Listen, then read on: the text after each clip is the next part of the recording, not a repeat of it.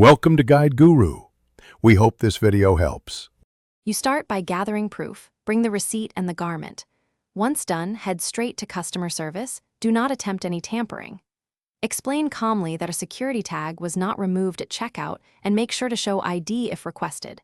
This protects you and the store. It's why staff will verify the purchase.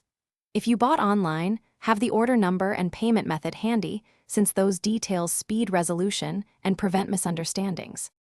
You hand over the item and proof, then clearly request that staff remove the security device.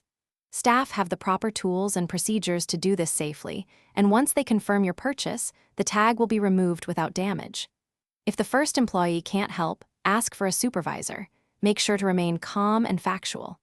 Once the tag is removed, inspect the garment with them to confirm no damage and keep any stamped paperwork they give you.